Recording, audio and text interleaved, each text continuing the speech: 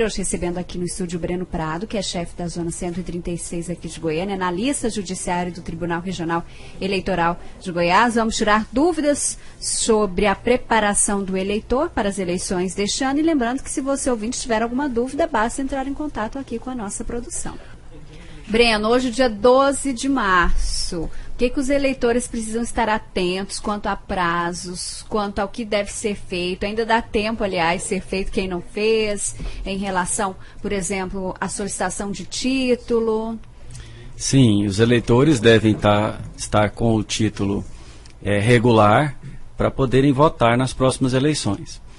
E é bom lembrar que tem algumas pessoas que estão obrigadas ao exercício do voto, que são os maiores de 18 até os 70 anos. Mas esse ano, como é ano eleitoral, os eleitores que estiverem com 15 anos hoje, mas que forem completar 16 anos até a data da eleição, eles também já podem fazer o título. E tem uma data limite para isso? Tem uma data. Para esse ano, a gente já pegando de exemplo. Sim, tem uma data limite, que é o dia 9 de maio. Porém, é óbvio que a gente deve procurar o mais cedo possível, porque as filas já começaram a ficar grandes.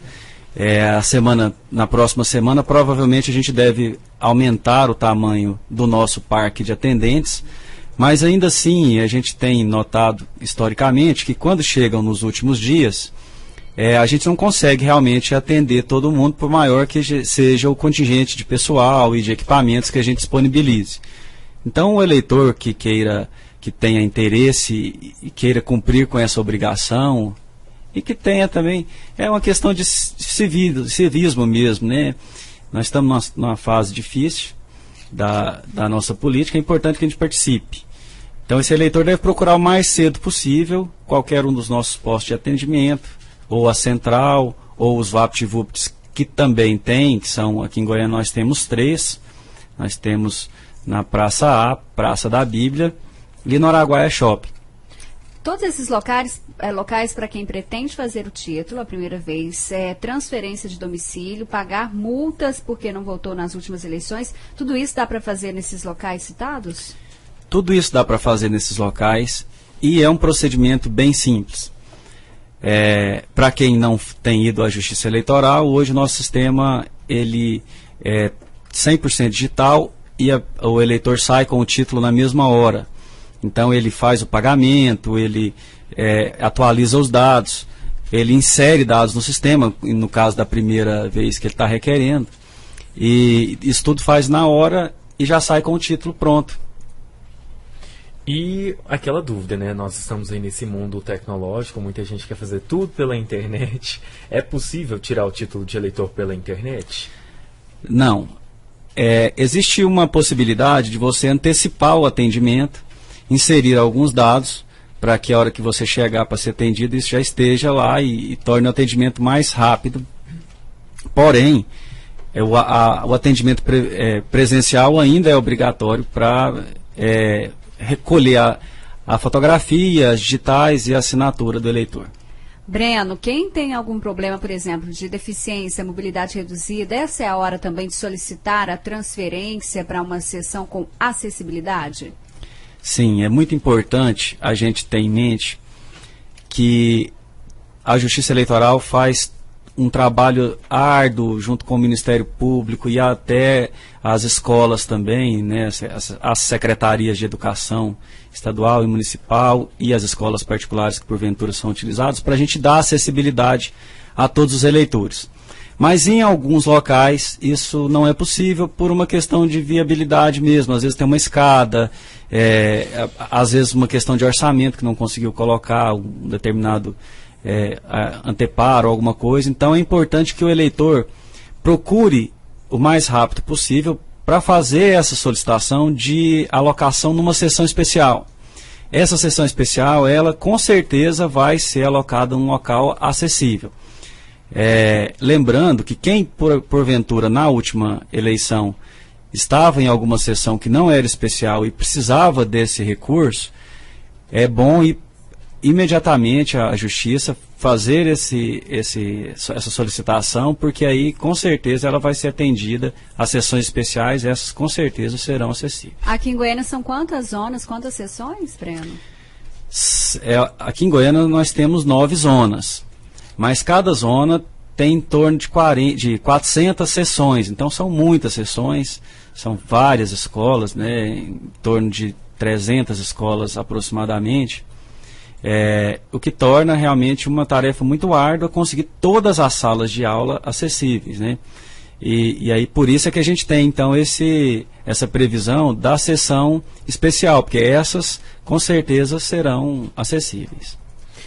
Outra questão também que chama a atenção é a respeito do voto em trânsito, né? Ali há muitas dúvidas de como funciona e também do prazo, né? Para votar por essa modalidade. Como que funciona? Basta o eleitor procurar a Justiça Eleitoral e fazer o requerimento. E aí vai ficar disponível para ele, no dia da eleição, ele ir no local que ele falou que iria estar, e vai estar disponível para ele a votação lá naquele local. É diferente do local originalmente, que ele votaria originalmente, né? Por outro lado, nós temos todos os anos as campanhas aos mesários, voluntários, para que procurem o órgão TRE. Já começou esse trabalho, o envio também das solicitações para que as pessoas sejam mesários. Como é que está esse processo, Breno? O trabalho do mesário é um trabalho muito importante. Todos os anos eleitorais nós temos uma dificuldade muito grande de selecionar essas pessoas, que são pessoas de extrema importância. Normalmente a gente busca pessoas que tenham um grau de confiabilidade, informação suficiente para operar aquele sistema e administrar aquela sessão naquele momento. É um dia muito importante e tem que ter pessoas muito importantes para ficarem à frente desse trabalho. E é o momento, agora mesmo, de se candidatar a essas vagas, né, de se voluntariar para esse serviço tão importante. E para isso é simples, Natália. Basta o eleitor procurar qualquer um dos postos da Justiça Eleitoral e dizer da sua vontade de exercer a sua cidadania como mesário. O mesário ele tem algumas vantagens. Essas horas que ele passa lá, se ele ficar um dia, por exemplo, trabalhando, ele vai ter 2 dias de folga no trabalho. E tem o auxílio alimentação, que a gente paga no dia, em dinheiro mesmo para eles. Alguns mesários são bolsistas de algumas instituições. Esse trabalho normalmente serve para praticamente todas elas, para pagar essas horas obrigatórias de bolsa. E é um trabalho que eu diria que é muito engrandecedor. O mesário, a pessoa quando ele começa a trabalhar como mesário, ele vai notar que ele passa a entender a política de uma forma um pouco diferente. Ele passa a ter uma visão mais global, uma visão mais universal, e vê algumas agruras e algumas vantagens disso tudo. Você falou dos voluntários que procuram, e há aqueles que recebem uma solicitação em casa, esses são obrigados. Sim. As solicitações, nos últimos anos a gente tem procurado enviar por e-mail, por uma questão, primeiro, que as pessoas têm essa preferência, né? Normalmente a comunicação por e-mail ela é mais dinâmica e torna mais próxima a relação. A gente enviar uma carta, às vezes chega, a pessoa recebe, demora para pegar na caixa do correio e tudo, e às vezes passa da hora. Então a gente tem procurado fazer dessa forma. Mas é obrigatório, é um serviço obrigatório, e a gente tenta sempre convocar os eleitores que se disponibilizam para esse serviço, que são voluntários, mas nem sempre a gente consegue um contingente de todos como voluntários. Então, se receberem alguma ligação da Justiça Eleitoral, ou carta, ou e-mail, procurem, e tiver alguma dúvida, procura qualquer um dos atendentes, que a gente vai dar a informação correta e confirmar isso aí, se for o caso. Porque se não for... Se não for, terá multa e eventualmente pode até responder processo criminal. É um processo bem bem complicado. Mas, caso essa pessoa esteja impossibilitada, ela pode comprovar isso e ter essa dispensa, digamos assim. Claro, claro. Ela admite uma série de ressalvas, né? É óbvio que não é uma imposição sob qualquer circunstância. Algumas pessoas, por algumas condições pessoais, elas conseguem se imiscuir dessa obrigação.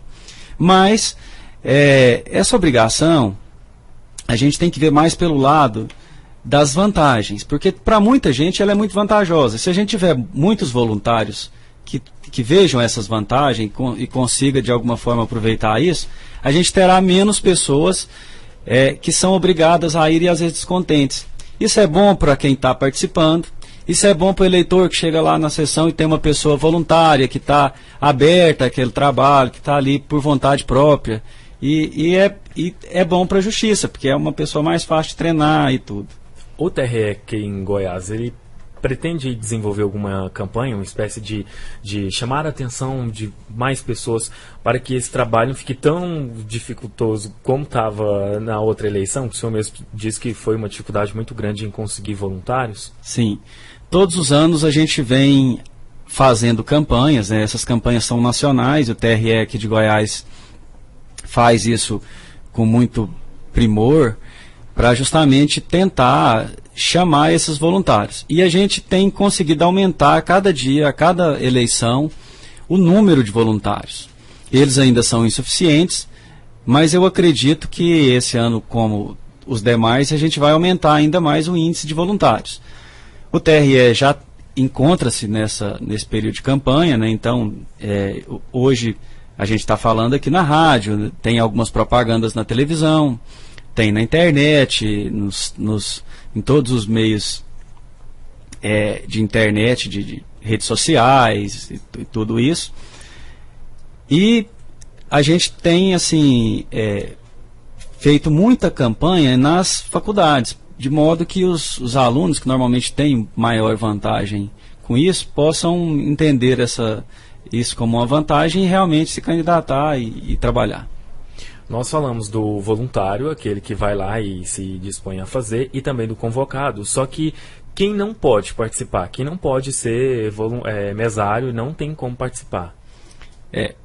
São poucos os casos, mas os policiais, quem tem poder de polícia, servidores públicos que têm poder de polícia, e os parentes consanguíneos dos candidatos até o 3º grau também não podem. Então, basicamente são esses aí os que são impedidos, né? E tem um outro meio também, Lucas, que é bom da população procurar para se candidatar, se voluntariar, que no site do TRE tem um formulário, o eleitor pode digitar os seus dados e a gente recebe lá um e-mail institucional com esses dados e procura esse eleitor para convocá-lo para trabalhar na sessão. Fiz uma pergunta, Breno, sobre a situação de quem vai tanto solicitar a primeira via do título eleitoral, solicitar a segunda via, transferência de domicílio eleitoral. Qual é a documentação necessária em cada um desses casos? Bom, Natália, é sempre muito importante que o eleitor esteja portando documento oficial com foto. Pode ser, só não vale o documento que não tenha, porventura, a data, o local de nascimento, como, por exemplo, a carteira de motorista para a situação de requerer pela primeira vez. Mas, basicamente, é documento oficial com foto, CPF e o comprovante de endereço. Breno, falando da situação eleitoral, exemplo, eu deixei de votar as 2 últimas eleições. Como que faz? Essa agora eu voto normalmente? Quais são os impedimentos que eu tenho? Bom, eu acho que o eleitor quer saber o seguinte: se ele não votou nas últimas 2, se ele pode votar agora. Ele pode. Não impede, não tem nenhum empecilho. Pode ir diretamente na sessão que ele vai votar. Porém, se ele precisar de alguma certidão, alguma outra, para resolver alguma outra situação, por exemplo, tirar um passaporte, ou fazer uma matrícula na faculdade, alguma coisa que precise de certidão de quitação eleitoral, ele não vai ter a quitação eleitoral. Para ele voltar a regularizar essa certidão, ele precisa de procurar a Justiça Eleitoral em um dos postos, como a gente já falou anteriormente, e pagar a multa, e aí vai ficar regular novamente. Somente o eleitor que deixou de votar 3 eleições consecutivas é que não pode votar nessa. E ele precisa de realmente procurar a Justiça Eleitoral rapidamente, não tem outro jeito, e pagar a multa e fazer a revisão do título. Qual que é o valor da multa? Tem uma média?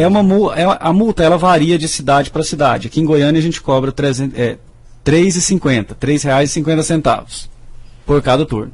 Breno, uma dúvida muito comum, agora não em relação a título, em relação a essa documentação, mas em relação à votação deste ano, de 2018, os cargos aí para que as pessoas possam votar, que gera muita dúvida também, antes e até mesmo na hora lá da votação, que eu já vi acompanhando pessoas que chegam lá na hora para votar e não sabem quais são os cargos ainda. É verdade, todos os anos... No dia da eleição a gente vê uma correria de alguns eleitores que ainda não sabem em quem votar. E esse ano serão muitos cargos. Nós teremos eleições para 6 cargos. Presidente da República, governador, 2 cargos de senador, deputado federal e deputado estadual. Será uma eleição demorada. O eleitor vai demorar bastante para fazer a escolha quando ele estiver na cabine de votação. Então, o eleitor tem que ter um pouco de paciência também nesse momento, porque provavelmente vai ser uma eleição com um pouco de fila, mais do que na última, que eram apenas 2 cargos. Para facilitar, qual é a orientação do Tribunal Regional Eleitoral? Levar a colinha, né? Um papelzinho anotado, ou alguma coisa que lembre ele de quem ele vai votar. Lembrando que aqueles materiais de campanha, o eleitor pode até utilizá-lo na hora da votação, mas não pode deixar aquele material lá na urna, porque pode configurar propaganda eleitoral irregular. Não precisa ficar com vergonha, porque são muitos números.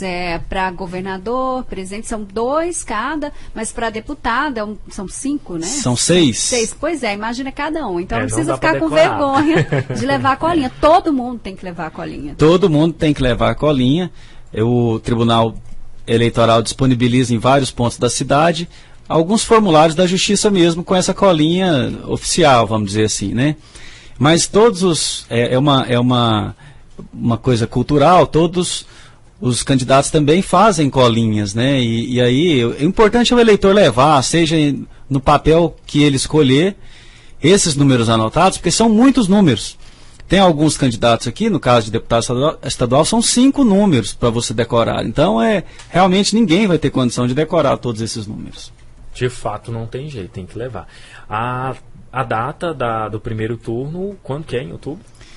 O primeiro turno, dia 7 de outubro, e caso haja segundo turno, dia 28 de outubro. Há uma dúvida que todos os anos essa dúvida é tirada, mas é importante lembrar novamente que é a questão do voto nulo e do voto em branco. Sim. Hoje em dia é a mesma coisa, Breno? Basicamente é a mesma coisa, não tem nenhuma alteração. Tem vou aproveitar o momento para, tem uma campanha muito grande de voto nulo e voto em branco. E às vezes até informações que deixam o eleitor um pouco confuso em relação à possibilidade, por exemplo, de se todo mundo votar nulo, ter outra eleição, né? E isso realmente não existe. A Justiça Eleitoral já entendeu em vários julgados que o voto, que se a maioria votar nulo, vai ganhar o candidato que a minoria votou. Então não adianta votar todo mundo nulo, que você dá mais de 50% de voto nulo, que não vai ter uma nova eleição. Né? Essas regras são regras que são importantes que todos saibam disso para a gente evitar qualquer tipo de confusão na hora da eleição. Como é que o TRE, só para a gente finalizar essa situação, acompanha essas campanhas, esses boatos, essas fake news por meio de redes sociais, por meio da internet? Como é que o TRE acompanha toda essa situação para tentar evitar algumas outras questões até graves?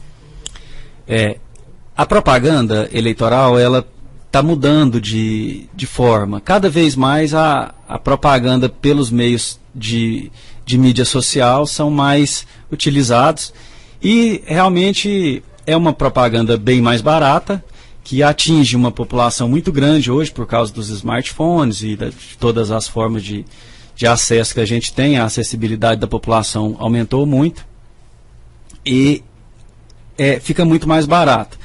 E o TRE está muito ligado nisso.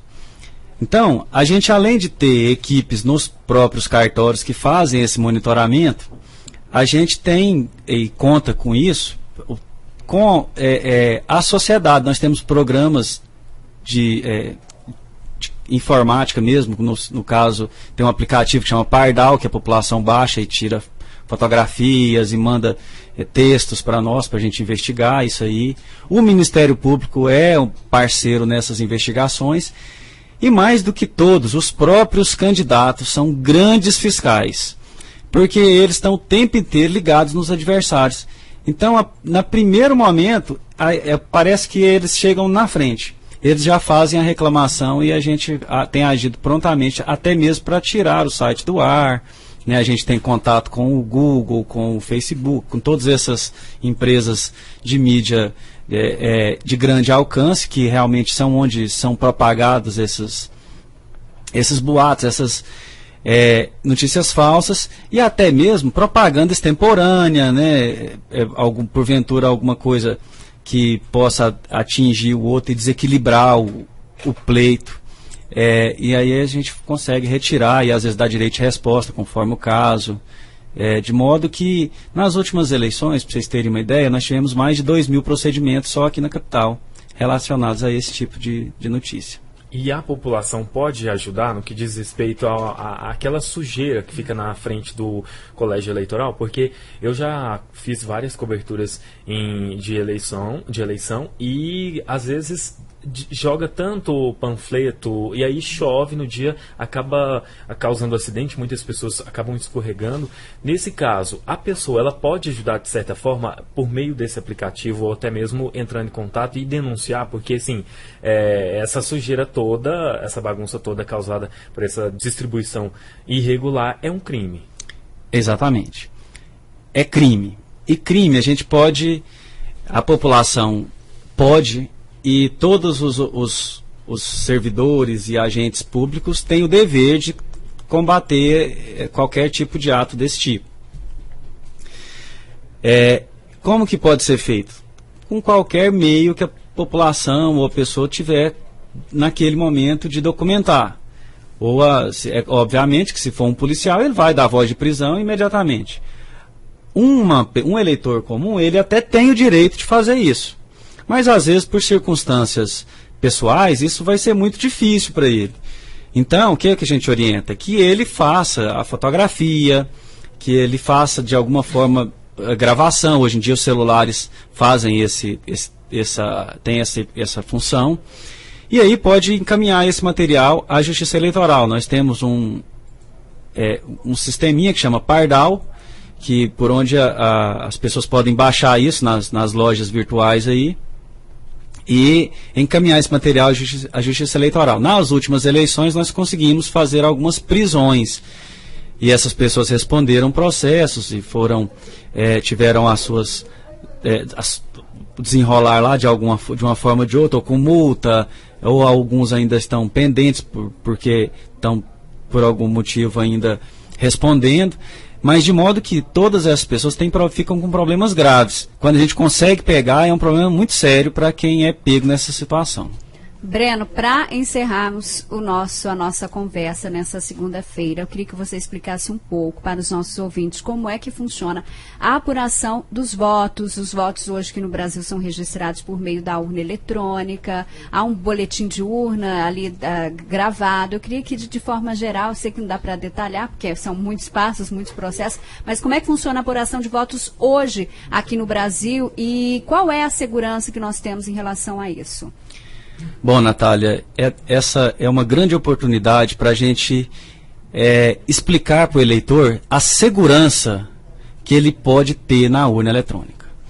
A urna eletrônica é um equipamento extremamente sofisticado que não está ligado a nenhum tipo de rede de computadores, então você não tem como acessá-la online, você tem que ter um cabo, lá dentro tem uma espécie de pendrive especial que só cabe nela. Mas como que a gente pode garantir que a urna vai realmente transmitir o que é a vontade da pessoa, né? O voto que foi colocado ali dentro? Primeiro passo, a gente tem uma série de cuidados com o transporte, com a logística de entregas, para a gente conseguir fazer isso atempadamente. Então, primeiro a gente lacra todas essas urnas numa cerimônia pública, com a presença de todos os partidos e do Ministério Público, e de quem quer que queira participar. É uma cerimônia pública. No interior, é muito comum as pessoas realmente assistirem isso. Depois, essas urnas ficam guardadas sob vigilância. No dia da eleição, a gente leva as urnas para os locais de votação, inicia a votação, ao final do dia, quando inicia, a gente tira a gente chama um boletim que chama zerésima, para ver se não tem nenhum voto naquela urna, tem que aparecer o nome de todos os candidatos com 0 voto. E ao final do dia, ao fechar, a gente fecha a urna e imprime um boletim de apuração, que é o BU. E aí lá vai ter os votos de cada um dos candidatos depositados ali. E a gente leva essa urna, então, para o local de apuração para a gente ler o que está lá dentro e tem que bater com aquele boletim de urna.